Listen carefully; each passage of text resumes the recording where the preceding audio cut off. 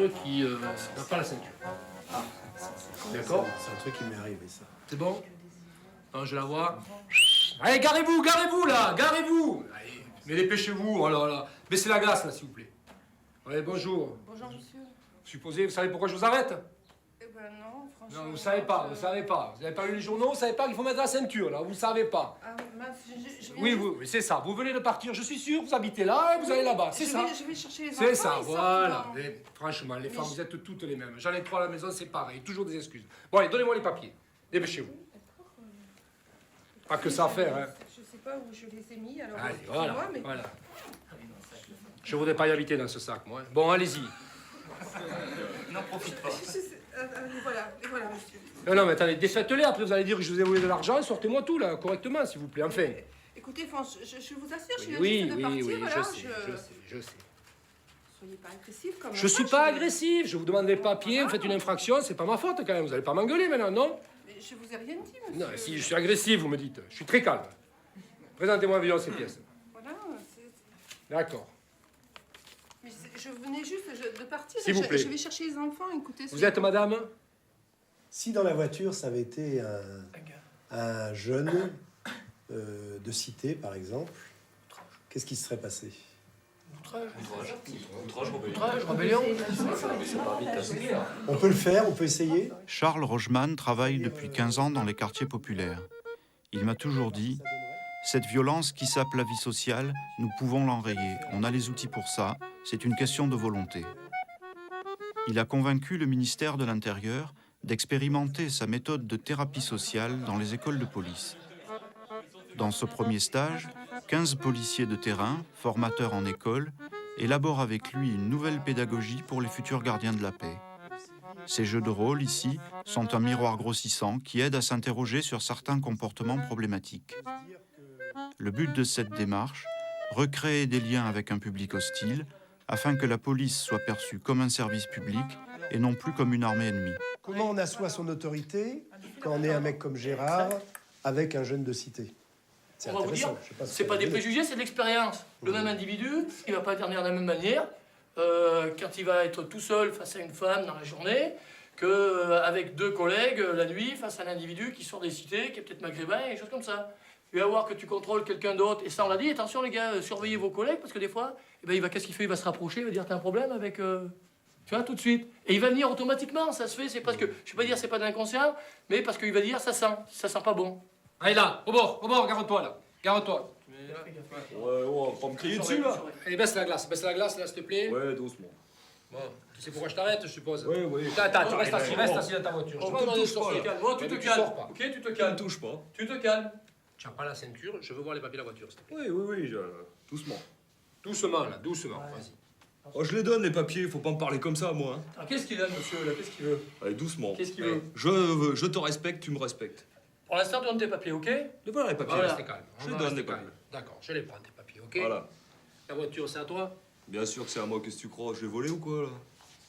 Ne me parle pas comme ça, parce qu'on va finir au poste et tu vas pas y passer 10 minutes. Eh ben, emmène-moi comme au ici. poste. Je Emmène-moi vais au poste. t'emmener. Tu m'amènes au Je crois poste. que ça va D'accord, mal c'est en se passer. dessous, là. Un temps en dessous. Attends, peut-être Ah, parce avec que tes vous- petits copains... vous jouez Attends, l'effort ok. parce que je suis Attends, tout je vais seul. t'expliquer quelque chose, Je garçon. jouais l'effort parce que tout seul. Tu C'est à fais moi que tu peut-être- m'exprimes, Ouais, toi. c'est à toi que je t'exprime. Peut-être tu Oh. fais le Mario avec tes petits copains dans la cité. Là, aujourd'hui... Ouais, bah la t'écrases. dernière fois dans la cité, Tu hier, c'est t'écrases, toi qui es tu parti fais en pas le courant. mariole ici. Tu fais pas le mariole parce que tu vas te retrouver avec les pinces dans le dos au commissariat. C'est T'as le volant, compris? C'est le volant. T'as compris? Voilà. Alors tu t'écrases. Ouais. Allez, Ouais, écoutez-moi. Tu restes assis, je t'ai Oh. dit, ok. Là, Reste assis. tu bouges pas. Tu bouges pas, tu sors tes D'accord. papiers. Alors, Alors, ton nom? Là, c'est clair, là, je parle français. ouais. Ton nom? Belkacem. Ok, prénom. Mohamed. Ton adresse? 6 rue des Flandres, là-bas dans la cité. Ouais, là. ça m'étonne pas. Tu t'es pas, c'est pas toi Oh, qu'on ça a m'étonne arrêté, pas. Bah, c'est bien pas sûr, toi j'habite qu'on a là. arrêté pour la cam il y a pas longtemps? Ah, jamais. Jamais, ça déconne. Jamais. Pour un con. Ouais, ouais. J'ai fait quelques conneries, mais T'as sûrement jamais pas. fait de conneries? Si, lui, si, j'ai fait des lui, c'est le conneries. pape et moi je suis les Beatles. Si, si, Ah, moi, si. tout seul. Ouais, ouais, d'accord. J'en ai fait, j'en ai fait. Ouais, ouais. C'est vrai. Mais de toute façon, mais j'en ai fait. Par contre, j'ai très bien vu vous deux hier. Vous étiez de nuit là hier. Vous êtes partis en courant les mecs. C'est des menaces? Vous C'est êtes des pas. menaces? Non, vous C'est êtes. des menaces? Non, j'ai. Parce qu'il y a j'ai tout le monde, mais vu. tout à l'heure au commissariat, tu sais qu'il y a? Il y a toi, Lui et moi. Et alors Vas-y, frappe-moi, frappe-moi. Et c'est toi, garçon, tu veux la ski? Frappe-moi. Tu menaces qui alors? Je menace pas. Tu menaces qui ici? Vas-y, fais-le. Oui, Fais-le, tu vous menaces êtes qui? fort là. Ouais, on est fort. Allez, fort, fais-le, fort. mais fais-le, Ouais, allez. Tu nous emmerdes? Ah. Alors, allez, prends-le. Allez, laissez-moi sors tranquille. sors ta bagnole. Je sais con. Et au poste.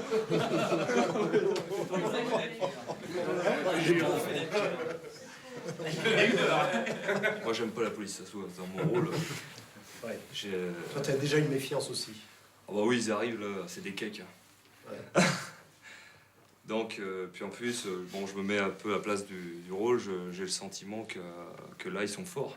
Donc, ils vont en profiter. Ah oui. Ils vont je suis tout seul dans ma voiture, je suis pas chez moi, je suis pas dans ma cité. Alors qu'en Ils vont- fait, tu as peur. Oui, j'ai peur, ouais. T'as peur. J'ai très peur, ouais. Parce que tu te dis qu'ils vont... Tu crains quelque chose. Ah bah là, ils vont se venger, là. Et là, ils me tiennent, les montagnes se rencontrent Oui. jamais, mais eux, ils m'ont rencontré, et Ouais. ça va être mon tour. Il y a de la rancune du côté... Chez nous, parce qu'au départ, on lui dit, lui, il est bon. Ouais, l'occasion est belle. On va pas laisser passer. Hein. Voilà, donc, effectivement, il le sent. et bien, il le sent. Il le sent, il le sait. Et on lui fait sentir, quoi.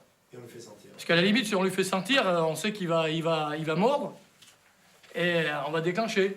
Parce que le but, c'est quoi? Le but, inavoué peut-être, mais le but, c'est quoi? C'est de provoquer, d'arriver à lui coller quelque chose sur le dos qui soit plus important que ce qu'il aurait, que le commun des mortels, enfin, que l'individu contre lequel on n'aurait aucune rancune. On sait où on va en venir, donc on l'attise un petit peu. Je veux dire, les braises sont incandescentes, ça repart de suite. Hein. On sait qu'on va le sortir de la voiture. Je lui dis Vous le que- savez à l'avance. En gros, Ouais, oui, ça, oui, c'est oui, ce que tu ouais, veux. ouais. C'est comme le Parce qu'il y a un antécédent entre nous, parce que même il ressemble à ceux qui nous emmerdent les jours d'avant. Quoi. Là, aujourd'hui, c'est bon, c'est lui qui est... Parce qu'on sait que demain, si c'est nous qui sommes isolés, on prendra sur le bocal, quoi. On prend de l'avance, ou on se remet à jour. Donc là, il est là. Et... Ouais, donc... Et puis bon, il faut dire, on en tire un plaisir. Non, les frustrations. non, mais voilà, c'est un plaisir de dire tiens, tu m'as gavé. 2-3 fois, je suis parti, je vais pas dire qu'entre les jambes, enfin, je suis parti parce que j'étais obligé de fuir. Hein, il y a des trucs qui tombaient. Aujourd'hui, c'est moi. C'est un plaisir, tu vois, d'envoyer la balle, de dire. J'ai l'impression d'évacuer des frustrations. Mais je voudrais dire aussi, parce que je voudrais pas qu'on parle souvent, on a le défaut de parler toujours du même niveau. Là, on fait des exercices, on revient toujours sur le flic est pas bon, pas On peut gentil. faire le contraire. Non. Et justement, On va faire le contraire, con- j'espère. non, mais les contrôles sont assez difficiles pour que on comprenne qu'il y ait des tensions, qu'il y ait tout ça. Voilà. Oui. Et puis il y a du danger réel. Il y a du danger réel, il y a du danger réel. Est-ce qu'il n'y a pas aussi... Bon, là, on l'a fait, on a joué une certaine peur aussi des collègues, justement. On a peur parce que ces gars-là, ils représentent quelque chose. Ils viennent de la cité, alors il y a peut-être une peur au départ. Il est moins 25. Hein? Pas de nocturne aujourd'hui. On se repose. Hein? Ça s'adapte, Ils vont me faire chier maintenant avec la méthode. Je vais voir, je sens. Article 22. Bien. Eh ben, on se retrouve demain à 9h pour notre 4e jour. Hein? Bon pied, bon oeil. Ce qui se passe aujourd'hui dans les quartiers, c'est un symptôme d'une désintégration générale de notre société. Il y a beaucoup d'incompréhension, de violence et de méfiance entre des groupes et entre des individus. Et la police, là, a un rôle très important à jouer, comme à côté, avec les autres institutions. Mais c'est un rôle nouveau qu'elle n'est pas du tout habituée à jouer. Autrefois, la police, c'était surtout le bras armé d'un État fort. Aujourd'hui, l'État n'est plus tellement fort et la société a beaucoup changé. Et aujourd'hui, on n'est plus à l'époque des misérables où Javert était là pour protéger les riches et les puissants contre les pauvres et les dominés. C'est encore, l'image est encore là dans nos têtes, dans les têtes de tout le monde, aussi bien dans les têtes même des policiers que les têtes des gens qui habitent dans les quartiers. Mais on est dans un autre moment où justement ce sont surtout les pauvres qui vivent difficilement les conséquences de la crise actuelle, les pauvres qui n'ont plus tellement de possibilités de développement, d'expression même. Dans les quartiers, on voit bien qu'il y a de moins en moins de vie démocratique où circule la parole. où les gens ont des chances d'échapper facilement à leur sort. Donc tous les gens qui jouent un rôle pour contribuer à créer de la sociabilité, de la coopération entre les gens, sont importants, et donc les policiers aussi. Tu parlais de travail à l'instant. Justement, les policiers, comme d'autres, ils peuvent même plus travailler dans certains endroits. Oui, ils ne peuvent plus travailler, et du coup, ça contribue à la désintégration sociale dont je parlais. Ils ne peuvent plus jouer ce rôle protecteur pour les plus démunis. Et souvent, ils n'en ont même plus envie. Ils sont tellement découragés et lassés par ce qu'ils vivent. Ce qu'ils vivent d'ailleurs, ce que vivent aussi les gens en face. Je veux dire, on en est là aujourd'hui. On a besoin d'aide pour apprendre à vivre ensemble. Et si, par exemple, des jeunes dans une cité, face à un policier, ne le reconnaissent pas et ne respectent pas son rôle, ça veut dire qu'on va avoir une antipathie pour ces jeunes. Non, pas forcément. Pas forcément, puisque en tant que professionnel, on doit prendre en compte de tous les paramètres qui font que ces jeunes ont cette attitude-là. Et donc, il faut savoir ce qu'on attend quand on rentre... En tant qu'être humain. Hein? En tant qu'être humain. Non, moi je distingue toujours l'être humain, enfin l'homme qu'on peut être, et le fonctionnaire de police. On a un travail effectué. Et tout à l'heure... Il y en a qui sont pas d'accord. Oui, non, mais j'espère. Parce que je vais pas continuer le monologue jusqu'à 18h. Non, mais comme tout à l'heure, on parlait là de la justice, des effets de la justice après. Non, moi, ça me pose aucun problème. Aucun problème. En tant que fonctionnaire de police, ça ne me pose aucun problème. Si je vois l'effet que ça a sur les jeunes, parce qu'effectivement, il y a un sentiment d'impunité, etc. Là, ça me pose problème. Ouais. Moi, voir le délinquant que j'ai arrêté la veille être devant moi le lendemain, mais je m'en fous en tant que fonctionnaire de police. Moi, j'ai fait mon job. Ça me pose énormément de problèmes en tant que citoyen, mais ça, c'est différent. Et si vous regardez avec dans l'œil l'idée que vous êtes un con? Mais ça fait mal. Mais ça fait mal intérieurement. Et c'est vrai que c'est des quantités de choses qu'on accumule. Et c'est difficile de dire je vais réagir uniquement comme un fonctionnaire de police, ce qui voudrait dire que le fonctionnaire de police peut être un robot, quoi. Non mais pousse à l'extrême, hein. Bon, je sais bien que c'est pas le cas, mais c'est la difficulté. Je sais pas, moi j'ai des réactions, je trouve que c'est bien de dire ça, mais c'est lourd. C'est difficile à faire. C'est difficile. J'ai l'impression que c'est un poids sur le fonctionnaire de police qui est quand même énorme. Ce que Christophe demande. Non, mais ça c'est une nécessité. Je veux dire, les gars qui sont sur le terrain, c'est ce qu'ils vivent, ça, hein, et tous les jours. Hein. Ouais. Et il y a personne pour justement aller chercher ce qu'ils ont après, parce qu'effectivement, l'être humain, il est là. Hein, il y a personne pour aller leur demander si ça va. Hein. Ah ouais. Ah ouais. Les collègues sont... Alors tout le monde est d'accord avec l'idée que les collègues peuvent jouer le jeu, mais bon. Tout le monde est d'accord avec l'idée que le policier doit avoir une carapace. Il faut pas qu'il se transforme en éponge, Parce que qu'est-ce que traînent nos anciens des fois? La frustration. Qui a pas entendu dire la bavure prend une page et demie de journal, un flic qui se fait tuer, ça prend 3 lignes. Dans la bavure, on marque de suite le nom du collègue qui a fait la bavure, tout juste si on marque le nom du collègue qui s'est fait tuer. Et tout ça, ce sont des sentiments de frustration qui font qu'à un moment donné, on focalise sur soit une catégorie de personnel ou d'appartenance ou autre. Comme par exemple. Par rapport. Les gens auxquels on a affaire tous les jours, hein, les jeunes des banlieues, on les cataloguer comme étant des ennemis. Il y a la haine de ce qui est étranger, quoi. Oui. Hein. Et donc c'est spécialement pas un leurre arabe et quand même africain. tout ça. Non, mais c'est pas un leurre comme ça. Non, mais pas quand ils rentrent à l'école. Mais je parle, je parle pas de l'école. Moi, je te parle quand ils sont après dans les commissariats. Même dans la société, je pense pas que la société française soit fondamentalement raciste. Mais non, c'est pas ce que je veux dire. Mais attends, après tu reprendras si j'ai mal compris ce que tu as dit. On génère ce sentiment-là en niant des évidences. Si moi, il y a 15-20 ans, quand je disais simplement, en regardant un registre de garde à vue, il y a quand même des 99% de noms à consonance, enfin de noms d'origine étrangère. Si ça, c'est dire, c'est être raciste, non, c'est simplement faire état d'un problème. On le nie pendant 20 ans, et après on va dire, voilà, les gens ils sont racistes. Non, il fallait regarder d'abord où étaient les problèmes. Et les gens ne sont pas racistes, les flics ne sont pas racistes. J'en ai croisé, bien sûr, mais très peu. Alors après, il faut avoir le recul de dire pourquoi ils sont délinquants. Je peux poser une question un peu provocatrice. Qu'est-ce qui fait que jusqu'à présent, pendant presque 2 jours, on n'a pas du tout parlé de ça? Parce que ça reste encore peut-être tabou d'en parler. On le nie et on prend pas en compte. Et on dit aux policiers, c'est pas vrai. Alors, le policier, il dit, attendez, vous me prenez pour un con? Si, c'est vrai, regardez. Et après, on s'étonne que le policier en parle plus. C'est comme ça. Mais là, après, il faut s'attaquer aux causes. Mais ça, les causes, c'est pas nous. Voilà, il faut le prendre en compte. Je pense dire aussi qu'il n'y a pas de racisme dans la police. Je trouve que c'est un peu... C'est pas vraiment parler vrai. Voilà. Ça nous revient. Cela dit, c'est une minorité chez nous. C'est une minorité et il n'y en a pas plus qu'ailleurs. Mais il faut pas le nier, ça c'est important. Parce que si on veut engager le dialogue, si on veut engager le dialogue avec des jeunes, c'est clair. La première chose qu'ils nous disent, ouais, il y a des flics qui sont racistes. Alors moi je dis, Il y en a qui disent c'est que vrai. les flics sont racistes.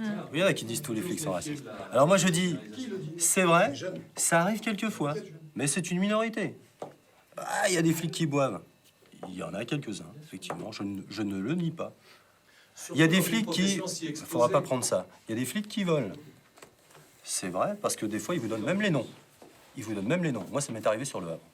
Hein, et le nom qu'il m'avait donné, effectivement, c'était un collègue qui avait été pris dans cette affaire.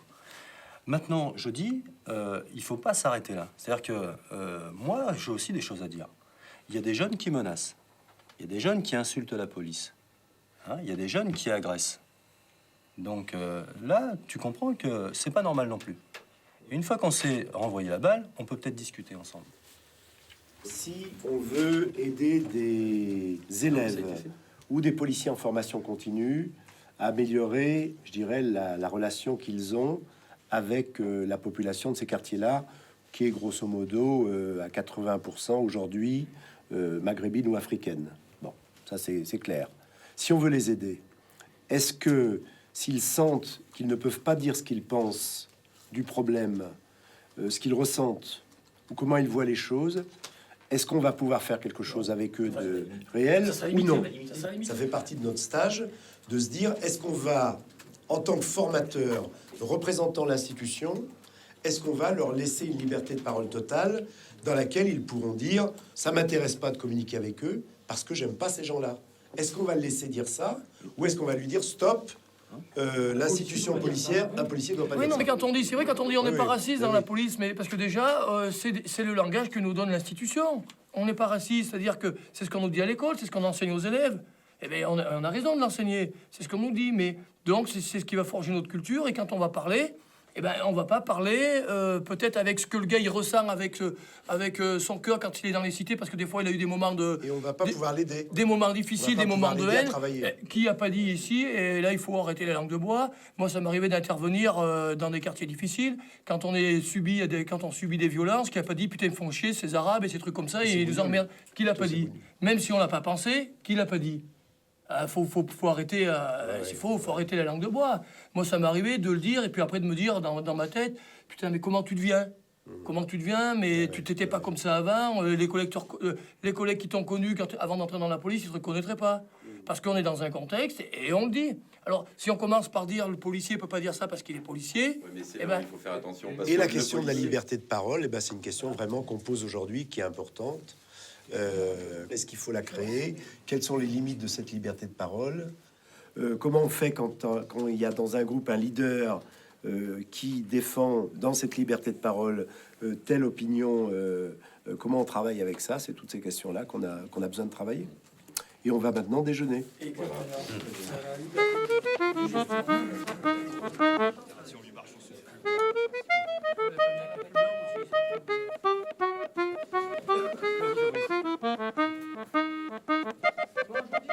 Je suis persuadé que même si les malaises sont des malaises individuels, ces malaises ont aussi des origines dans des institutions qui sont plus tellement adaptées à la réalité sociale d'aujourd'hui et qui deviennent donc forcément pathogènes pour les individus. Et c'est une espèce de cercle vicieux d'individus qui vont mal et qui font que les institutions ne fonctionnent pas bien, et les institutions elles-mêmes étant inadaptées à la réalité sociale d'aujourd'hui, finalement font que les individus ont du mal à vivre avec les uns avec les autres. Alors c'est pas une psychothérapie individuelle, il s'agit pas de guérir uniquement des malaises individuels, il s'agit d'un travail d'accompagnement des peurs, des souffrances, des haines un véritable travail de connaissance de soi et de prise de responsabilité. Mais l'objectif, c'est un objectif social, parce que ces personnes qui éprouvent des malaises, elles ne sont pas toutes seules, elles vivent dans un environnement, et il y a beaucoup de gens qui vivent les choses de cette manière-là. Beaucoup de jeunes de cité, beaucoup de policiers ressentent les choses de la même manière. Donc, on peut presque parler à ce moment-là de malaises sociaux, de maladies sociales.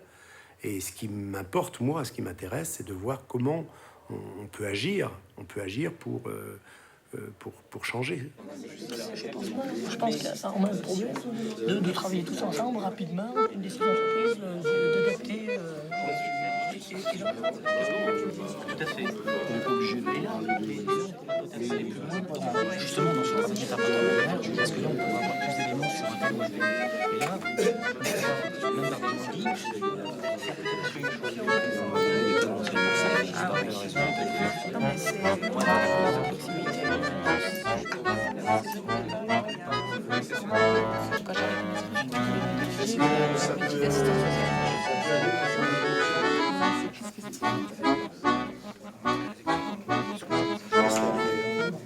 Ceux qui n'ont pas fini, je vous laisse terminer. C'est pas lui, c'est pas sa responsabilité, là. Le patron, j'ai pas de problème. Il devait venir. C'était lui ou moi? Il m'a dit, je voulais savoir avec qui, alors. Parmi tous les responsables hiérarchiques que vous avez eus dans votre vie, est-ce que vous pouvez penser à l'un d'entre eux qui vous a été très rapidement très antipathique? C'est pas dur.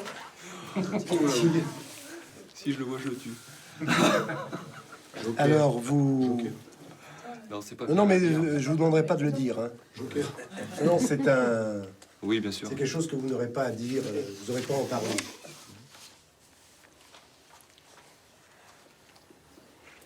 Il y en a quand même.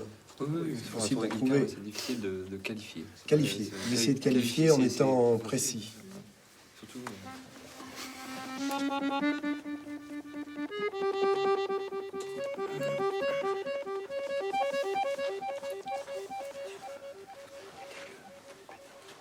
Tout le monde a trouvé? Non? Moi, je suis pareil. Hein. Non? Tu n'as jamais eu? Non. Honnêtement, il m'est arrivé un problème avec un collègue gradé. Oui. Mais c'est plus ce qu'il a pu dire Oui. qui m'a gêné. Bah, c'est bon. Ce qu'il a pu dire, alors que l'adjectif correspondrait à ce qu'il a dit. Ouais. Hein? D'accord? Ça va? Entrez. Bonjour patron. Bonjour. Voilà, je voulais vous voir. Bon, ça fait 3 semaines que je travaille. Vous êtes monsieur? Muscat. Monsieur Muscat, votre grade, s'il vous plaît. Je suis gardien. Gardien? Oui, attendez quelques instants. Cécile, oui, j'ai le gardien Muscat dans mon bureau. A-t-il fait une demande d'audience? Non, c'est exceptionnel. Bon, d'accord. Oui, donc je tiens à ce que la prochaine fois, vous fassiez une demande d'audience par votre voie hiérarchique et vous le fassiez passer par mon secrétariat. Ceci dit, je vous écoute. Je n'ai que 15 minutes à vous accorder, je suis désolé. J'ai une réunion avec monsieur le maire, donc si vous voulez être bref, allez-y, je vous écoute. Je penserai à le faire la prochaine fois. Donc je voulais...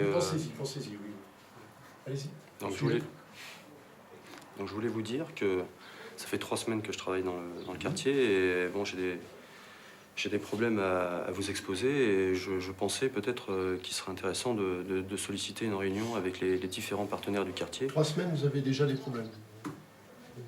Oui, ça vous paraît insurmontable, il est nécessaire de provoquer une réunion déjà au bout de 3 semaines.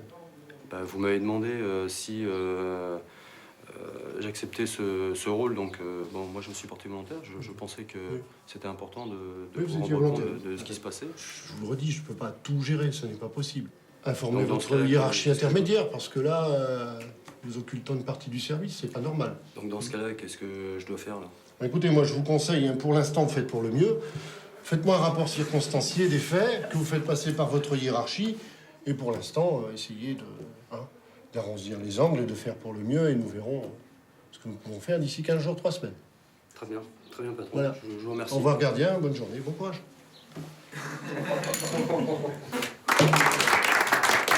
Qu'est-ce que vous voulez dire là-dessus, Harris? C'est du vécu, malheureusement, une réalité qui m'est arrivée en début de carrière. Et je peux vous dire que quand vous êtes un fonctionnaire aguerri, c'est déjà stressant. Mais quand vous êtes un gardien stagiaire ou un gardien qui est à peine titulaire, ben, vous êtes vraiment mal à l'aise et vous vous dites qu'est-ce que je vais faire. Moi, je dis toujours, la carapace, bon, c'est l'imperméable, hein, et je laisse glisser, quoi.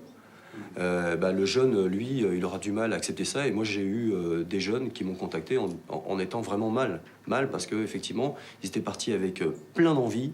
Et puis d'un seul coup, boum, ça tombe, quoi. Et là, ils se retrouvent complètement démunis. Et ça fait très mal, ça. Ça fait très mal. Moi, ça m'a rendu triste, cette scène. Je sais pas. J'ai trouvé que c'était triste, quoi. J'ai trouvé que c'était... C'est le désarroi du fonctionnaire qui arrive, il commence à baisser les épaules, il est de plus en plus... Le ton baisse, vraiment, il l'a ruiné, quoi. Ouais. Il l'a ruiné dans sa dignité. Pour moi, un patron dans un commissariat, ça a toujours été un mec qui était là pour te casser les reins quand tu avais fait un peu trop de vagues sur le terrain. J'ai jamais vu un mec leader. Enfin, si, je schématise. Non, mais on est d'accord, mais en règle absolue, c'est pas un mec Attendez, qui... vous n'êtes pas obligé d'être d'accord. Attendez. Oui, ce ne sont pas des mecs qui drainent vraiment, qui vont motiver les gars, qui vont justement tirer vers un objectif. Non, ça arrive, effectivement, en étant à la direction de l'information, on a peut-être une vision un peu différente, mais concrètement sur le terrain, moi, j'ai pas eu d'expérience trop semblable.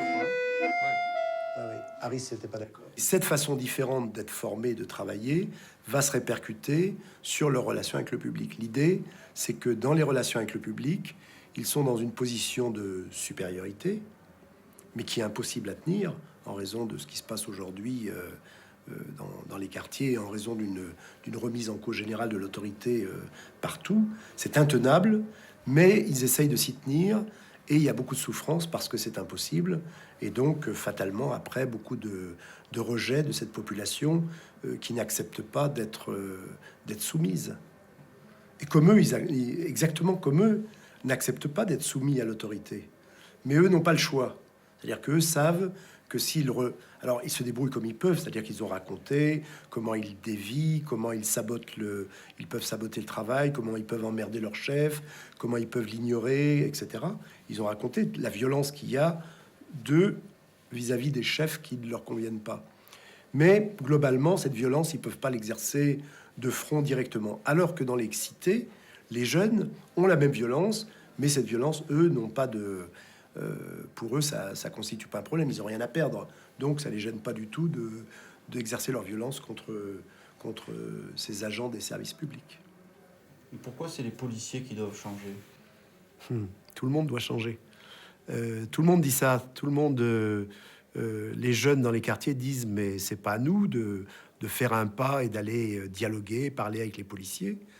C'est eux qui doivent arrêter de nous agresser, de rentrer chez nous, de nous tuer même. C'est ça le discours. C'est l'autre qui doit changer, puisque c'est l'autre qui est responsable du problème.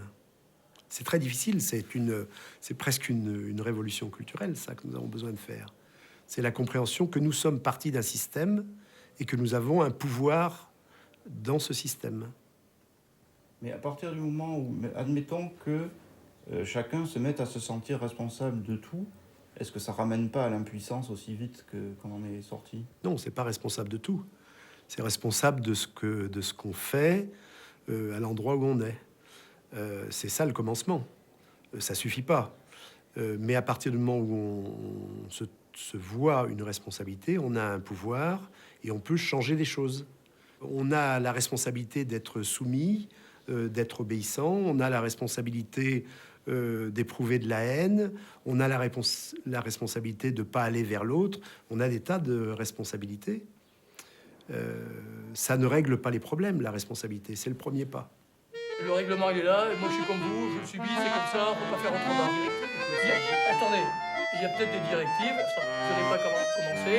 Jusqu'à preuve du contraire, je suis votre officier. C'est quand même moi qui commande ici. Vous n'allez pas me dire ce que je dois faire. Je sais comment ça doit marcher. C'est comme ça. On ne va pas discuter 3 heures. Vous avez des avis défavorables. Ça vous plaît, monsieur, ou ça vous plaise pas. C'est comme ça. Ça vous plaît pas, peut-être. Vous êtes rentré dans la police pour faire quelque chose, vous n'êtes pas là pour partir en vacances. Ok, voilà. Et là, écoute, bon, attendez, vous pouvez faire un recours, allez voir vos amis du syndicat si ça vous fait plaisir. Hein, moi j'ai le service à faire tourner, c'est des impératifs, on ne peut pas faire autrement. Mais là, je vous dis si ça vous plaît pas, la porte est là, vous pouvez vous en aller. D'ailleurs, je vais vous dire, on ne va pas discuter 2 heures, c'est réglé, on n'en parle plus. D'accord? Voilà, vous le tenez pour dit. D'accord, merci, au revoir.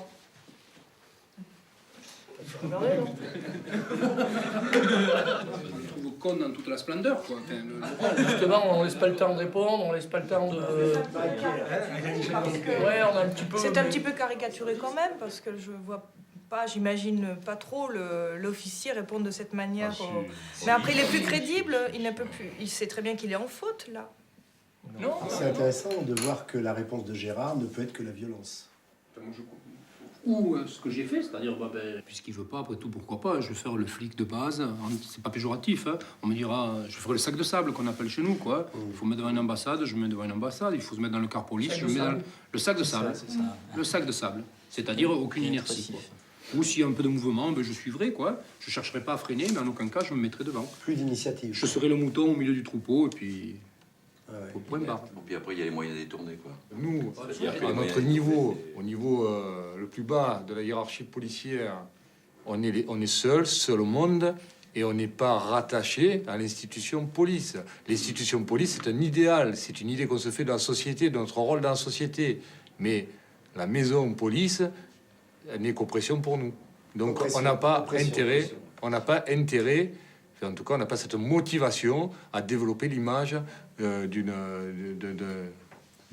belle enseigne police. Vous voulez dire, ça veut dire qu'on l'aime pas suffisamment, cette maison? C'est-à-dire qu'on n'aime pas quelque chose qui... je sais pas, on ne l'aura pas en tout cas.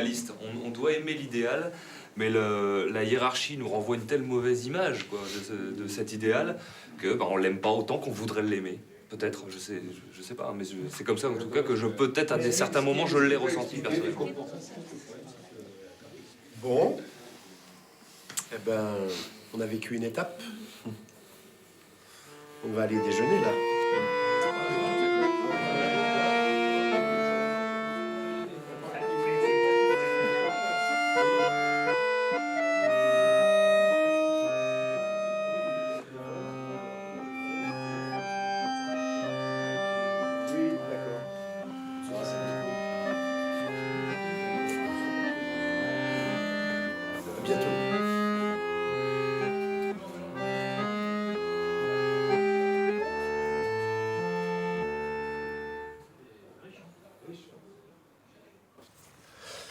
Oui. Cette photo, c'est une photo de moi avec mon père, juste après la guerre, certainement. Il tient à la main un journal en yiddish, mais il ne le lit pas, il fait semblant de le lire, puisqu'il ne sait pas lire, même pas le yiddish. Il s'est engagé à la Légion étrangère. C'est d'ailleurs comme ça qu'il a obtenu la nationalité française.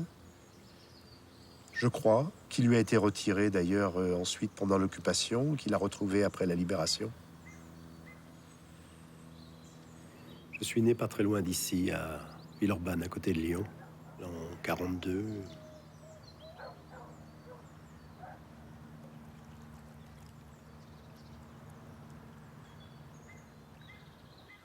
Ma mère me racontait que le jour de ma circoncision, c'était le jour de la plus grande rafle de juifs à Lyon, et il y avait des amis de mes parents qui étaient chargés de faire le guet.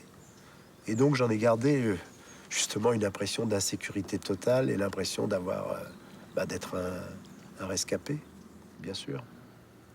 Je rêvais, j'ai fait des cauchemars pratiquement jusqu'à l'âge de 18 ans, même si je suis pas un martyr de cette guerre. Ma mère avait l'habitude de dire que si j'étais fou, c'était à cause des Allemands. Et tout ça, ça laisse des traces dans l'esprit, dans l'âme d'un jeune enfant. À la fois ce silence sur certaines choses et ces paroles je vais oser le mot, ces paroles de victimisation collective sur d'autres choses. Et ça, c'est parmi les choses que j'ai eu à faire dans ma vie d'adulte, ça a été de me libérer de ce sentiment d'écrasement et de victimisation. C'est-à-dire qu'on m'a fait porter le poids de toute une histoire, et tout ça, ça crée beaucoup de peur et de sentiments troubles que je reconnais en moi, et que je reconnais aussi fraternellement, je dirais, chez tous les enfants d'immigrés, et en particulier des immigrés du Maghreb. Et ça, c'est quelque chose que... C'est ce qui m'a permis aussi de me sentir d'avoir la capacité de comprendre des choses qui étaient vécues pour eux. Et ça fait partie de mon chemin, ça fait partie de mon chemin de... Et après, parce que j'ai voulu aller vers les autres, parce que je me suis marié avec une femme allemande, ensuite avec une fille de paysan normand, je pense que j'ai connu aussi l'autre monde, celui qui pour moi était le monde de l'ennemi, qui était le monde qui n'était pas le monde des victimes. Et je crois que d'avoir connu tous ces mondes-là a construit ce que je suis aujourd'hui, et la capacité que j'ai aujourd'hui à ne plus voir que d'un côté des victimes et de l'autre côté des oppresseurs, mais à voir des groupes, des collectifs, des êtres humains face aux contradictions de la vie et face à leurs propres souffrances. On est tous dans le même bateau. Et moi, je suis dans le bateau avec ma famille. On est toujours dans le même bateau avec sa famille.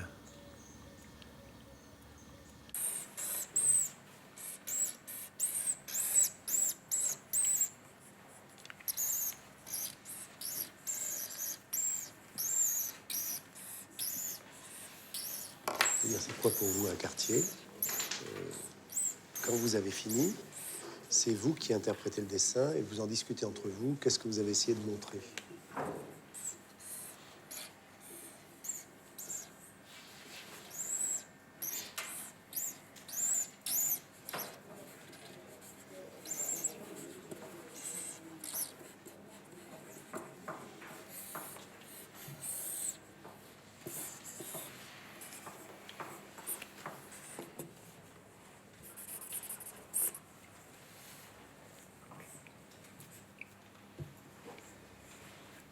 Si vous aviez quelqu'un qui est un expert, qui peut vous expliquer des choses, qu'est-ce que vous aimeriez lui demander? Sur la vie du quartier? Oui, par exemple, à partir de votre discussion. Ouais. Qu'est-ce que vous aimeriez savoir? Un expert en quoi? En quartier. Quartier. Qui sait tout, qui connaît tout. Qui sait tout, qui connaît tout. Qui aurait les réponses à nos amendements. Qui aurait les réponses, non pas les réponses aux solutions, c'est-à-dire comment peut-on supprimer la délinquance dans le quartier? Non. Mais comment déterminer peut-être les difficultés Qu'est-ce que rencontrées c'est? Je sais pas qu'est-ce que... Oui, pourquoi les jeunes se rassemblent à un point donné, pourquoi... Voilà. Et vous faites une liste de questions. D'accord.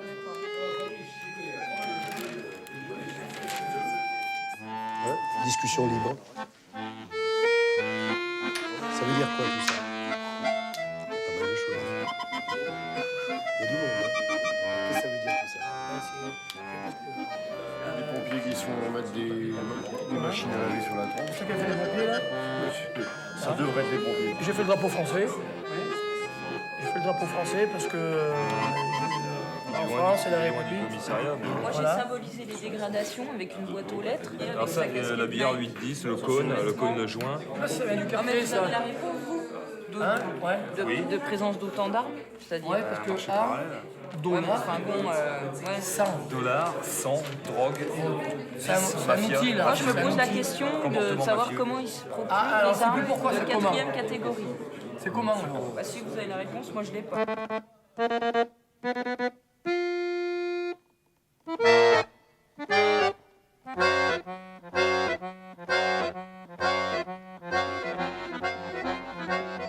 On balance une information à la télévision, les bonnes gens sont contents, tiens, la police a le flashball, mais bon, on dirait qu'on est né hier soir parce que ça fait des années qu'on l'a. Et puis, d'un autre côté, c'est vrai, les branleurs de cité, ils le savent qu'on a le flashball, mais comme il y a une annonce médiatique, une sorte de volonté gouvernementale, enfin, je ne sais trop quoi, à ce moment-là, ils se disent, tiens, c'est bon, ça va être la guerre. Mais c'est n'importe quoi, en fait, c'est n'importe quoi. Et j'ai vu, mais à la télévision, donc un consultant en violence urbaine qui s'appelle Yazi Kerfi. Et bon, j'ai pas trop apprécié, disons, je sais pas de quel bord il se situe, hein, j'ai du mal à le situer, bon, ouais. Mais j'ai pas trop apprécié non plus le fait que, effectivement, ce soit une provocation de la part des flics, quoi. Dans ces termes, quoi, si je peux me permettre. Ils le vivent comme... Ouais. Lorsque je l'ai vu à la télé, il dit, oui, c'est une déclaration de guerre. Voilà, c'est ça, une déclaration de guerre. Le Yazid Kerfi, la réaction qu'il a eue, elle est condamnable. Maintenant, moi, je dirais qu'il n'est que l'écho de ce qui se passe sur le terrain. Et moi, à la limite, moi, ça me surprend pas qu'il ait ce genre de réaction. Je pense que ce qui est le plus important, c'est de savoir que ça va provoquer une réaction sur le terrain et que lorsqu'on va intervenir dans ces quartiers, on sait pertinemment que si on a le flashball, il va y avoir plus d'hostilité. Voilà, c'est tout. Non, moi, je peux pas adhérer à ce genre de choses. Non, il n'est pas en train de dire qu'il ne faut pas avoir le flashball dans la bagnole. L'annonce, on te parle de l'annonce. Je comprends que les collègues y réagissent, je le sais. Moi, ça me fait mal au cœur de voir 2 collègues qui se font agresser. Oui, parce que va-t-on discuter avec les collègues sur le terrain de ce que je viens de dire à l'instant. Oui, mais on est bien d'accord, Oui, mais on en reste encore à nos problèmes. On est toujours dans ce domaine. Oui, mais enfin bon, il y a quand même des gens aussi qui ont un certain nombre de problèmes, mais qui peuvent éventuellement régler leurs problèmes avant de taper sur la gueule des flics, que je veux dire. Non, mais t'as pas compris ce que j'ai dit. Ce que je suis en train de dire, c'est que la police nationale est coupable de tous les maux de la société. Quoi. Mais non. Moi, je pense le faire venir, Yazid Kerfi, parce que je le connais bien et j'ai déjà travaillé avec lui. Je trouve que c'est quand même important parce que ce qu'il pense est partagé par énormément de jeunes dans les cités. Donc c'est, à mon avis, on peut pas y couper ceux avec lesquels justement vous êtes en contact en tant que policier, enfin les collègues, ceux avec lesquels ils sont en contact, c'est ceux-là, c'est pas les autres. Il se dit être un leader ou représenter une certaine jeunesse. Il n'a eu aucune parole d'apaisement. Eh ben c'est à partir du moment où tu peux pas converser avec ce genre d'individu. Oui, à partir du moment où il te dit c'est une déclaration de guerre, point. Que peux-tu amener derrière? En général, les milieux ne se connaissent pas, sont séparés par trop de méfiance, de préjugés, et donc chacun reste, je dirais, confit, recuit dans son information, dans l'information de son milieu. Et c'est important de créer les conditions pour que cet échange se fasse. Alors après, ce qui se passera à partir de cet échange, évidemment, je ne peux pas le prévoir. Et en quoi c'est différent d'un simple dialogue ? C'est différent dans un simple dialogue parce que je vais essayer au moyen d'exercices, au moyen d'un cadre que je vais placer, de l'attitude que je vais avoir aussi envers les uns et les autres. Je vais essayer de créer les conditions pour que il y ait une créativité de groupe et pour qu'il y ait un lien qui se crée entre ces gens et un lien de confiance qui les amène à parler librement, à dire ce qu'ils ont sur le cœur et aussi à se critiquer ou se juger eux-mêmes devant les autres.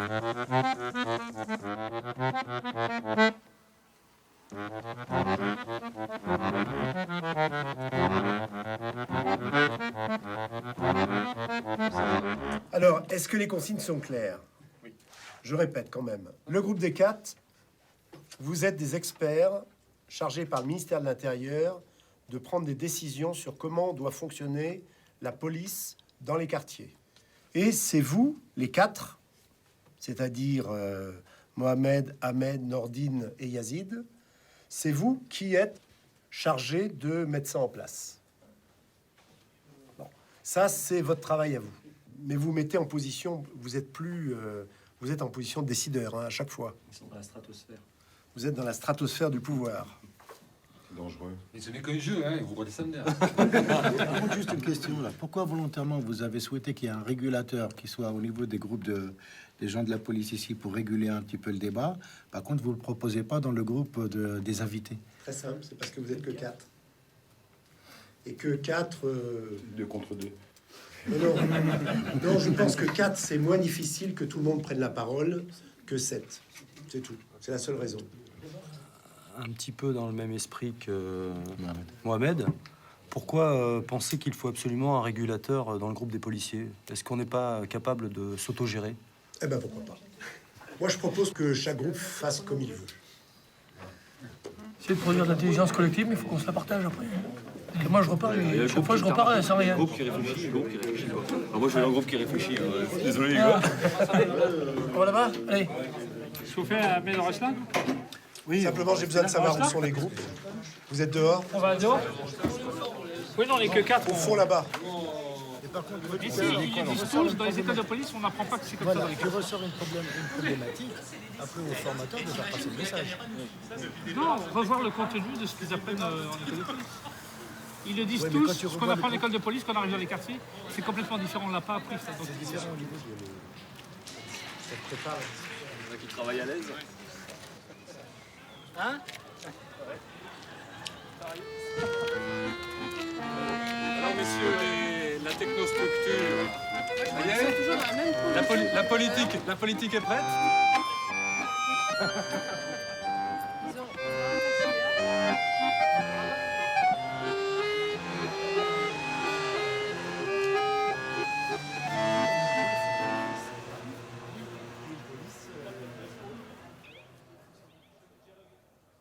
C'est quoi le plus important, d'après vous?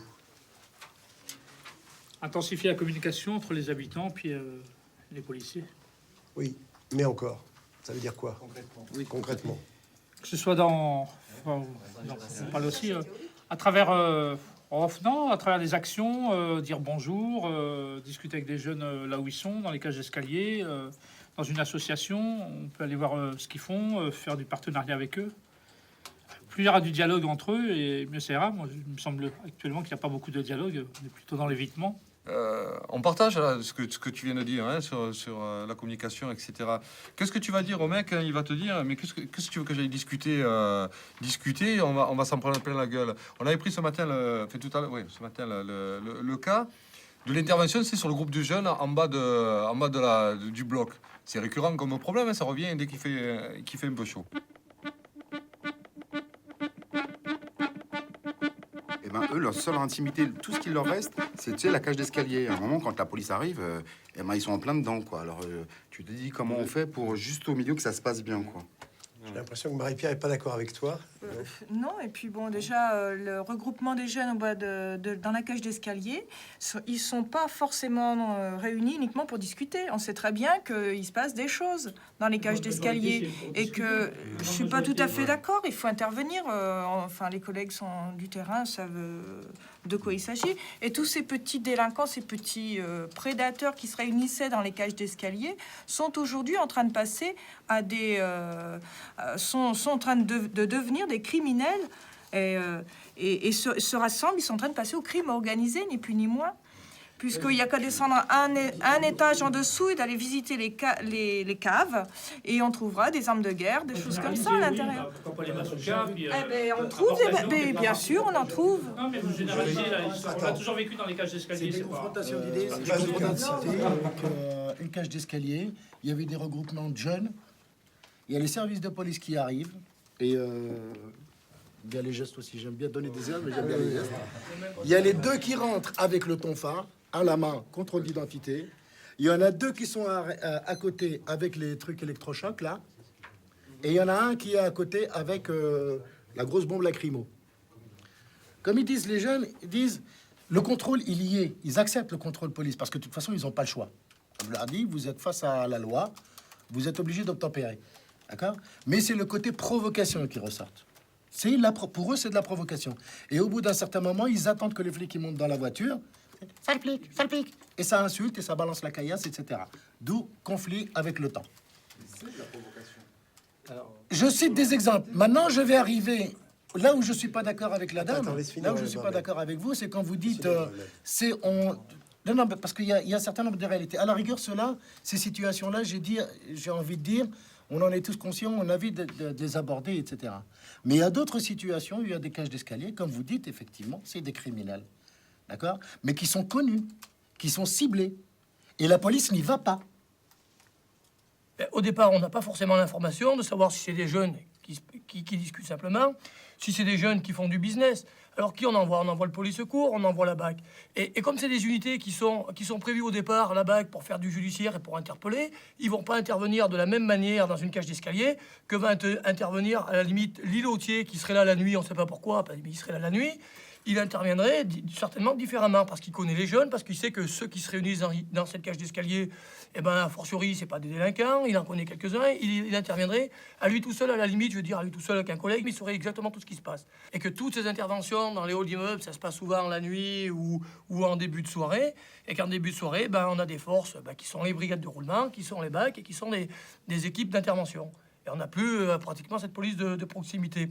Et quand on disait tout à l'heure, c'est Mohamed, quand il disait, ben, souvent il se passe du business et personne vient, et ben personne vient parce que comme on ne sait pas exactement, ou alors on sait qu'il se passe du business, ben, quand on a une équipe de 3, ben, on n'intervient pas. On n'intervient pas parce qu'on sait que ça va dégénérer.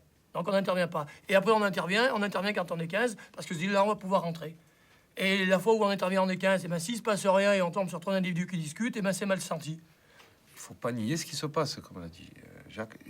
Il faut pas nier ce qui se passe dans les cités. Donc, il faut pas confondre ce que l'on appelle, nous, même en formation, la sécurité en intervention et une attitude provocatrice. Et à la limite, si les jeunes prennent cette attitude de sécurité pour nous comme une attitude provocatrice, à la limite, tant pis. Parce qu'il vaut mieux que le flic soit protégé par rapport à ce qui se passe. Maintenant, ce que tu appelles sécurité en intervention. Sécurité en intervention, ça veut dire que si je dois avoir la main sur le tonfa, j'ai la main sur le tonfa. Que s'il y a un mauvais geste, s'il y a quelque chose qui se passe, j'ai le collègue qui est en protection, qui est capable de régler le problème. Donc c'est vrai que ça peut paraître quelquefois un peu dur, quoi. Moi, je suis là tranquille en train de discuter, lui il arrive, on dirait qu'il est prêt à me donner un coup de tonfa sur la tête. Mais à la limite, je préfère ça au risque qu'un collègue soit blessé en intervention. Ça, c'est sûr. Qu'est-ce que vous avez trouvé d'autre? Vous êtes étonné, là. Hein. Désarmer la police de proximité.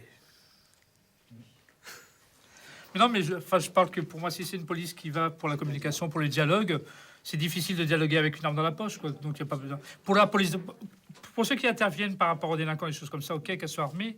Mais police de proximité, moi je dis qu'il n'y a pas besoin d'avoir une arme à feu, peut-être à tonfa, des choses comme ça, mais pas l'arme à feu, quoi. Ça donne pas envie de dialoguer avec quelqu'un qui a une arme en face. Et concernant le flashball, dont effectivement, monsieur le ministre de l'Intérieur a fait état il y a une quinzaine de jours, je pense que tu étais passé à la télévision et tu avais éventuellement donné ça.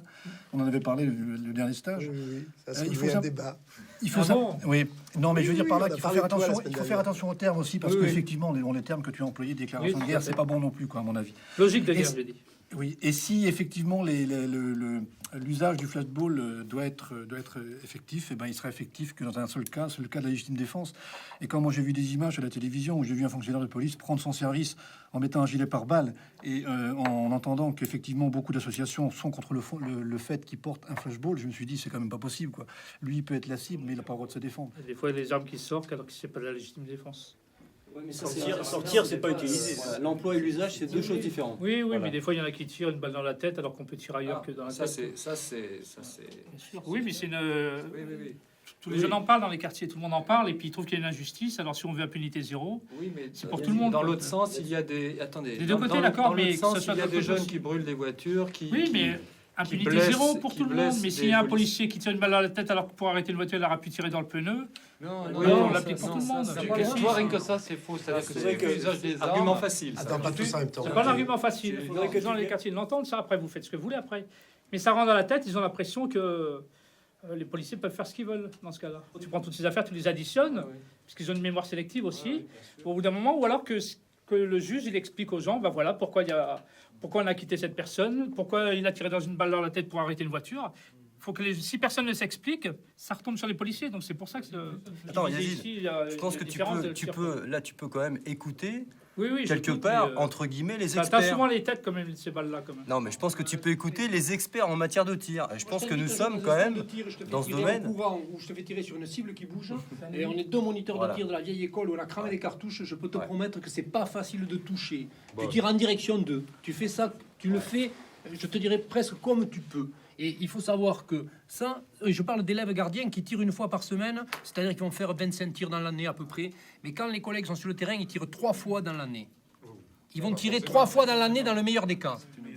Et 3 fois dans l'année, c'est une catastrophe, quoi. C'est une catastrophe. Je pense qu'il serait beaucoup plus dangereux de dire aux fonctionnaires de police vous pouvez tirer dans les pneus pour arrêter les voitures, que de ne pas continuer à dire ce qui est, c'est-à-dire que vous tirez uniquement lorsque vous êtes dans le cadre de la légitime défense, qui est beaucoup plus restrictive que de tirer dans les pneus pour arrêter les véhicules. Parce que le jour où on dira ça, il y aura 50 coups de fusil toutes les nuits. Hein. Donc 50 coups de fusil avec peut-être 6 ou 7 bavures. Ça serait une faute professionnelle. Moi, je vais te dire, moi, j'ai été dans la situation une fois de tirer. J'étais parfaitement légitime défense sur une affaire où j'étais pas en tant que policier, où j'étais en tant que civil, hein, où je me suis fait agresser à un moment à un distributeur automatique de billets. Hein. Je peux te dire que j'ai vu les personnes qui étaient derrière moi au moment où je leur tirais les billets, qui s'étaient mis de chaque côté du distributeur. Ils m'ont pas agressé parce que j'étais policier, j'étais en civil, donc je ne savais pas que j'étais policier. Et ben, je peux te dire que pendant le temps de retirer les billets, il doit se passer quoi, 15-20 secondes. J'ai étudié tout ce que j'aurais pu faire ou tout ce que j'allais faire au moment où j'allais sortir. Parce qu'il y avait un sas au moment où j'allais sortir. Donc j'avais mon arme, je savais que j'avais mon arme. Je me suis dit en ma tête, ils sont 1, ils sont 2, s'il fait ça, s'il fait ça. Et quand je suis sorti, effectivement, il y en a un qui tenait un cutter comme ça, avec une lame de rasoir, donc bien ouverte. Et bon, alors pendant ce temps-là, donc j'ai sorti mon arme, je l'ai braqué, je lui ai mis l'arme pratiquement à 1 mètre enfin 1 mètre, 30 cm de la tête, parce qu'on était prêts, j'ai braqué comme ça. Et pendant ce temps-là, ben, ça s'est passé, je sais pas, 2 secondes, 1 seconde. Il y a eu un moment un moment de flottement. Ils étaient 2, je me suis retourné, il est parti. Il faisait un geste devant moi, un geste, il avançait la tête, il avançait le cutter. Je suis persuadé que je tirais. Et je pense que d'ailleurs, si j'avais pas été professionnel, si j'avais pas eu cette démarche de policier, de dire attention, si t'es pas en légitime défense, tu peux pas tirer. S'il y en a plusieurs individus, tu peux pas justifier la légitime défense sur 1, sur 2, sur 3. Donc j'ai eu, disons, 15-20 secondes de réflexion professionnelle. Hein, et ben, c'est pour te dire qu'à ce moment-là, il s'est fallu de 1/10 de seconde. J'aurais peut-être tué quelqu'un qui était peut-être un gamin de 17 ans qui faisait son premier braquage. Peut-être c'était le plus grand des délinquants, j'en sais rien. Mais je savais pas qui il était. Je savais que moi j'étais menacé et que si j'avais pas d'autre choix, je le faisais. Ce que Eric est en train d'expliquer, je pense pas que beaucoup de jeunes de cité aient déjà entendu un policier expliquer tout ça. Eh oui. Ben oui, ce que tu expliques, ça te permet. Moi, je trouve qu'on se met dans la peau, on se met dans ta peau et on comprend ce qui se passe en toi. Mais ça n'arrive jamais, ça, qu'on puisse avoir cette possibilité-là. Donc, si jamais il y a effectivement un moment où Eric tue un jeune mec de 17 ans, la seule chose qu'on va retenir, c'est qu'un sale flic a descendu un mec de 17 ans qui en était à son premier braquage. Au fond, ça les mène à quoi, tout ça, Charles? Ben, d'abord, ça change les représentations qu'on a de l'autre. Ça montre dans l'autre un adversaire, peut-être, mais pas le diable. L'autre devient un adversaire, et avec un adversaire, ben, on peut engager un dialogue, même conflictuel. On peut essayer de défendre son point de vue, on peut essayer de faire avancer quelque chose ensemble. Pas avec le diable. Avec le diable, il n'y a rien à faire. Le mal absolu, on peut rien faire, on peut que essayer de l'anéantir, si on en a les moyens, ou le fuir. On a tous des images très ambivalentes, par exemple, par rapport à la police. Toi, en tant que psychothérapeute, qu'est-ce que tu fais? Tu mets de côté tes images que tu as de la police? Non, pas du tout. D'abord, j'ai beaucoup travaillé sur ces images-là avant. Il y a eu un cheminement aussi chez moi par rapport à ma conception de ces choses-là, et en particulier à mon propre rapport avec la police, qui est un rapport aussi intime. Bien sûr, si je suis tellement intéressé par le travail avec les policiers, c'est que la police, ça représente quelque chose, y compris dans ma vie. La police est à la fois les policiers des rafles du Veldiv, les gendarmes de Beaune-la-Rolande qui ont mis des juifs dans des trains qui conduisaient au camp d'extermination. Mais la police, c'est aussi c'est aussi le policier qui m'a sauvé la vie et celle de ma mère lorsque ma mère était emmenée dans une rafle et qui l'a fait partir. La police, c'est aussi dans ma vie personnelle, c'est l'époque où j'étais jeune et vaguement marginal et où je me faisais contrôler comme n'importe quel jeune de banlieue. Je me faisais contrôler à tous les détours de rue par des policiers pour qui j'apparaissais suspect. Et donc, je me disais, mais qu'est-ce qu'ils me veulent? Pourquoi j'ai rien fait? Pourquoi ils m'arrêtent? Pourquoi ils me contrôlent? Pourquoi cette agressivité contre moi quelquefois? C'était ça pour moi, la police. Quand tu t'élèves avec tant de force sur ce qui s'est passé à Mantes, hein, et que tu... alors je ne vais pas rentrer dans les détails, parce que l'affaire en elle-même, dans les détails, je la connais certainement moins que toi. Mais quand tu vois... Donc tu as une opposition publique très forte, hein, et des propos très, très vifs. Quand tu vois qu'en finalité, le fonctionnaire de police est acquitté, donc reconnu, innocent par la justice, comment tu te positionnes par rapport à ça? Je vais t'expliquer, comme quoi je l'avais dit au départ, c'est très difficile de trouver les bonnes positions. Moi, Youssef, je l'ai vu une demi-heure avant qu'il meure. Une demi-heure après, les mecs étaient dans la voiture, ils sont venus me voir, tout ça. Donc l'affaire, je la connais par cœur, l'affaire. En attendant, le flic n'a même pas été inculpé, même pas de garde à vue, ni rien du tout. Donc, et sans arrêt, on disait, faites confiance à la justice. Pendant 10 ans, on a fait ça sans arrêt. Il y a le procès qui se passe très mal. Hein. Franchement, le juge a un comportement raciste. Il disait aux parents, mais comment vous faites, vous, les femmes de votre origine, à élever vos gosses et tout ça? Parlez comme ça. Le comportement des policiers pendant la cour d'assises. Il rentre avant tout le monde parce que c'est dur de trouver sa place quand même. Il y avait même la famille qui n'arrivait pas à rentrer parce qu'on voulait y participer au procès. Tous les flics, ils rentrent avant l'heure, ils s'assoient, ils prennent toutes les places dans la salle, dans la cour d'assises. Nous, pour rentrer, on nous dit il n'y a plus de place. On trouve ça... C'est dur quand même. Hein. On a grandi avec ces jeunes-là. On fait partie du quartier. Il y avait des gens de la famille qui étaient à la porte. Ils disent vous rentrez plus, il n'y a plus de place. Et tous les policiers étaient assis, ils avaient pris leur place et puis ils se moquaient de nous. Pendant 3 jours, comme ça, on a vécu la honte pendant comme ça, puis l'humiliation des policiers. Autre chose également, au moment du verdict, il y a les policiers qui entourent toute la salle des CRS partout. Ils tournent le dos au juge, ce qui pour moi est méprisant quand même. On voit même pas le juge, il prononce l'acquittement. Même pas, c'est-à-dire le juge, il regarde même pas puisqu'il représente la société, il dit le policier est acquitté, c'est-à-dire ça aussi c'est quand même difficile. Et malgré toutes ces difficultés, le soir même, moi j'avais les boules hein, quand même. Hein.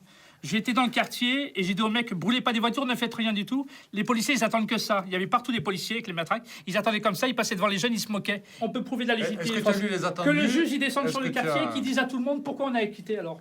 Pourquoi c'est à nous d'expliquer ça? Il n'y a aucun flic qui a été dans le quartier pour dire pourquoi il était tout ça.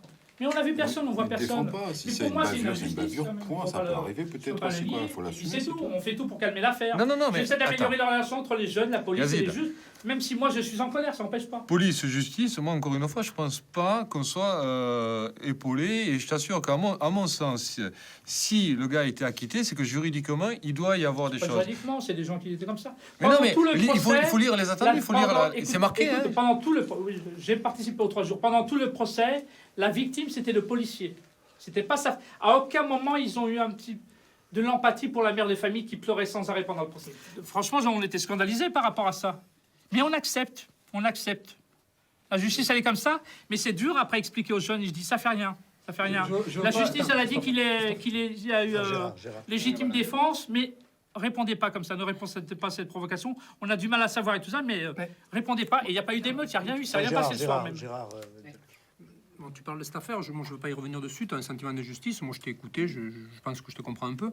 Et je vais te dire qu'à l'inverse, j'ai vécu l'affaire Malik Oussekine, d'accord? Et là où il y a un profond sentiment d'injustice de la part enfin, les policiers l'ont ressenti comme ça, je suis passé 5 jours au tribunal, hein, parce que je crois que j'étais pas loin de ce qui s'est passé, j'étais entendu comme témoin, non pas comme... Mais j'étais pas loin de...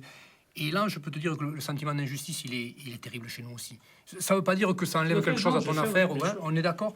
Mais juste pour dire que il n'y a pas une balance, mais ce sentiment d'injustice, il faut savoir qu'il est vécu chez nous aussi. Que moi, j'ai vu quelqu'un suite à l'affaire, pas à l'affaire en tant que telle, suite à la mission, on a été félicité. Le lundi, cette affaire apparaît. On nous dit vous inquiétez pas, de toute façon, vous risquez rien. Un des gars qui avait participé, mais qui effectivement n'a pas fait grand chose à lever la main, il a dit ben moi j'y étais. Parce qu'il aurait rien dit, ce collègue. Ben, il avait la cagoule, on était cagoulés. C'est l'administration qui nous a donné ça. Hein. Et il est passé quand même au tribunal. Et ben moi, je sais qu'il a été foutu dehors de la police. On lui a demandé de rendre son appartement dans la foulée. Sa femme était enceinte. On lui a demandé 40 000 francs. Et là, un sentiment d'injustice qui est terrible. Parce qu'à ce moment-là, on demande de venir les autorités qui donnent les ordres là-bas et personne ne vient. Et sans rentrer dans le détail, on vous demande les bandes magnétiques dans lesquelles les sons sont enregistrés, dans lesquelles, normalement, c'est gardé en archive. Et ce jour-là, ça n'y est pas. Ça n'y est pas. Alors, quand des fois, on dit que notre hiérarchie nous couvre, l'administration m'a prouvé que je crois que c'est loin d'être le cas. Et sur ces affaires graves-là, ça avait pris un côté politique. Moi, je ne vais pas rentrer dans le détail. C'était Pasqua qui était ministre à ce moment-là. Il y a eu des émeutes à droite, à gauche. Et celui qui paye encore, c'est... Alors, ça n'enlève rien au problème qu'il y a eu là. Mais simplement pour dire que l'injustice, je crois qu'on la connaît aussi, qu'on la connaît très fort. Hein, parce que moi, je dis l'avoir vécu de près. Et pendant 5 jours où tu vas au tribunal, quand le lundi matin, ça s'est passé un samedi, quand le dimanche, quand même, ta mère te téléphone et te dit « Gérard, tu étais toi dans le truc là ? Tu as vu ce qui s'est passé ?» Je dis « Qu'est-ce qui s'est passé ?» Et tu mets la télé, tu vas acheter les journaux. Et quand tu lis ce qui se passe dans les journaux et tu lis ce qui se passe à la télé, tu te dis « Attends, c'est pas ça que j'ai vécu, moi. Les mecs avec qui j'ai travaillé, là, sur les motos, c'est pas des bouchers, c'est pas des assassins, c'est pas ça. » Et là, il n'y a plus personne pour te défendre. Et là, il n'y a plus personne pour passer au tribunal avec toi. Et là, tu te démerdes.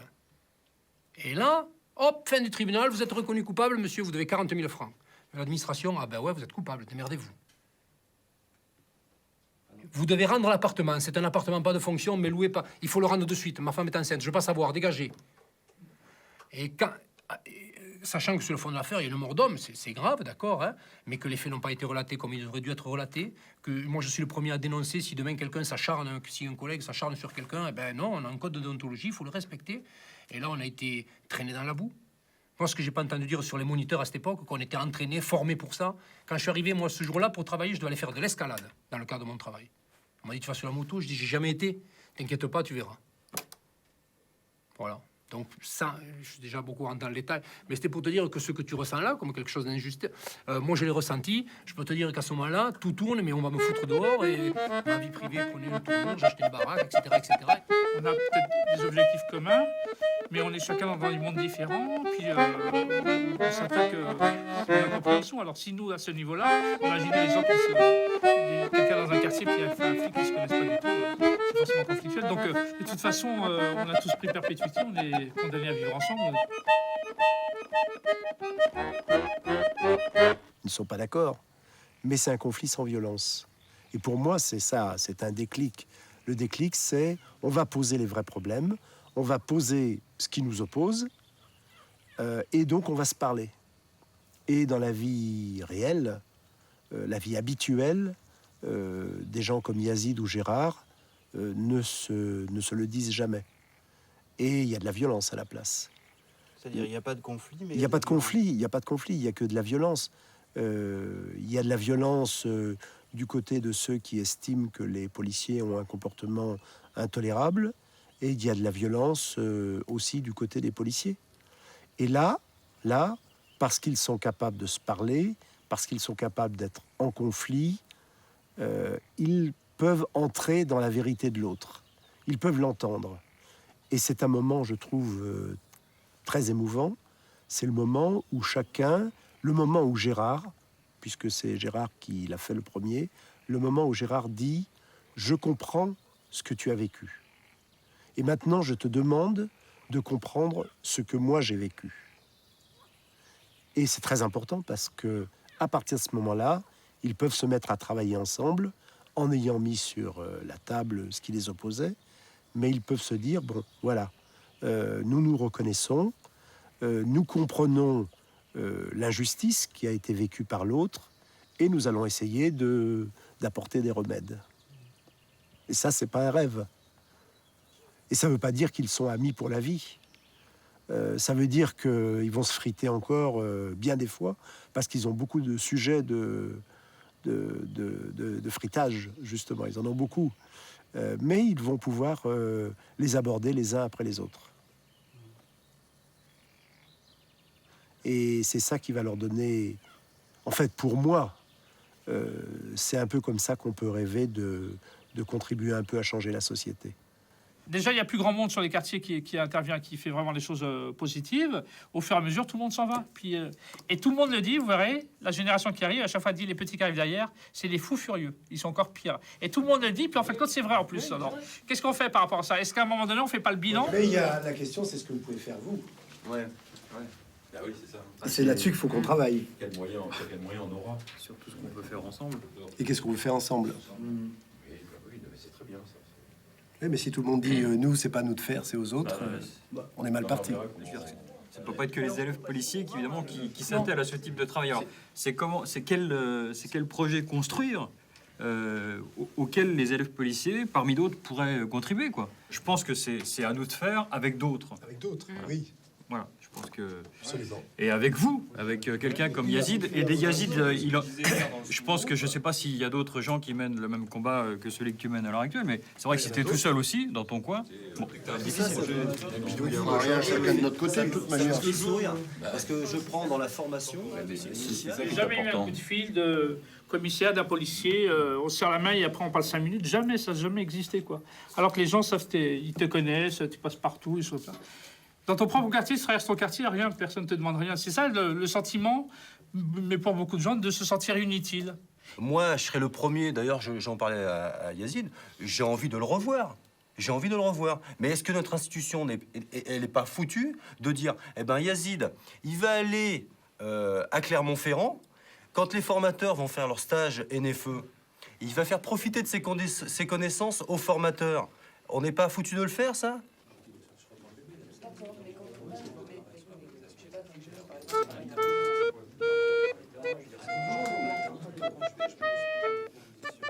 Je me rappelle de ce premier philosophe qui avait pour principe, pour précepte de dire qu'il ne connaissait absolument rien et de dire mais qu'est-ce que l'air, qu'est-ce que ceci, qu'est-ce que cela. Et il avançait dans la vie comme ça, en interrogeant les gens. Il disait toi tu es quoi? Socrate. Ah, je vais pas côté. Et Socrate et la maïeutique, accoucher les esprits. Socrate, ça allait jusqu'à là. Puis après pour le reste, je connaissais Gabin aussi. Ça Gabin. Oui, qu'est-ce qu'il disait, Gabin? Il disait, je sais que... Tout ce que je sais, c'est que je sais rien, mais ça au moins je le sais.